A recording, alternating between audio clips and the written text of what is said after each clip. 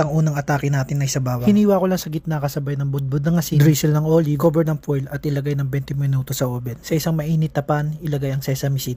Toasting mo lang hanggang magmantika at magbago ang kulay nito. At pagkatapos balik tayo sa bawang pagkaraan ng 20 minuto. At ito'y sinyalis ng magandang resulta na dala ng aroma nito. Dinurog ko lang gamit ang kutsilyo. At ito'y magsisilbing garlic paste para sa ating paglikha ng tahini sauce. At para sa dagdag kaalaman ng lahat na ang tahini sauce ay isang uri ng sausawan o sarsa na gawa mula sa tahini na siya naman paste na mula sa giniling na sesame seed. At ito'y karaniwang ginagamit sa pagkain mula sa gitnang silangan o Middle East. Ganun pa man, balik tayo sa atake. Ilagay na ako ng garlic paste, asin at olive oil. At dahil hindi umubra ang food processor sa kadahilanan ng kanyang pagkaluma, gagamit tayo ng isa pang klase ng food processor at ito'y tinatawag na Robocop. Dito ko tinuloy ang paggiling ko sa sesame seed. Nilagyan ko lang ng onting tubig at olive oil. Itinuloy ko lang ang paggiling nito hanggang sa makuha ko ang tamang teksturang hinahanap ko. At nang matapos, inipong ko at nilagay sa isang salaan. Dahilan para masala at maiwan ang mga buong linga na hindi napino dahil sa makinang hindi pulido. At ito ang pamamarang kot diskarte para makapaglikha ng imposibleng maging posible ng kaalaman ng kasing lawak ng karagatan. At ayan, nakalikha na tayo ng hindi authentic na tahini paste. At dumako na tayo sa pangalawang yugto. Gamit ko dito ay talong, hiniwa sa gitna at pinagsama-sama ang iilan. Kasabay ng pagtusok gamit ang tinidor, drizzle ng olive at isa lang sa oven ng 25 minuto. Sinabay ko na rin ang bawang at sibuyas dagdag aroma sa obra para tugmaan lasa ng naaayon sa ibang pagkain kultura. At pagkatapos ng pagsalang sa makinang daig pa ang baga sa apoy, nagumpisa na akong alisin ang laman mula sa balat ng talong at hinanay ko ng malumanay. Nasa sa inyo na rin kung tatanggalin nyo ang buto ng talong. Pero itong version ko na to, isinama ko na rin pati ang buto nito. At pagkatapos ay isunod na natin ang pamamaraan ko ng pagpiga ng lemon. Ang pamamaraan na to ay naiiba gamit ang barbecue stick para sa mabilisang piga at para sa dagdag mong kaalaman. At nang makumpleto ko na ang mga kailangan, gawin na natin ang makasaysayang obra. Unahin natin ang talong, cumin, cayenne at smoked paprika para sa pampalasa at asin. Nilagay ko na rin ang dinurog na bawang para dagdag aroma. At ang pinakahuli, ang hindi authentic na tahini. Pinagsama-sama ang lahat na sangkap gamit ang food processor dahil hindi mo matatawag na makasaysayang baba ganoush pag wala ang sangkap na to. Naglagay na rin ako ng olive oil at piga na rin ng lemon. Dagdag asin na rin hanggang mahuli ko ang lasa nito. At nang makuha ko na ang balansing timpla, gumawa naman tayo ng pita bread. Yeast at malingamgam na tubig, haluin at iset aside. Sa isang bowl, naglagay ako ng 4 na cups ng harina, asin pampalasa at onting asukal para sa balansing timpla. Tubig at olive oil, isunod mo na rin ng yeast. Sabay halu-haluin mo na hanggang mag-incorporate ang lahat. Hindi na ako nakontento at minasa ko na. Diretso mo na lang sa pagmasa hanggang mabasag mo ang gluten form na tinatawag. Kung alam mong incorporate na ang lahat, itabi mo muna ng 30 minuto hanggang tuluyang umalsa.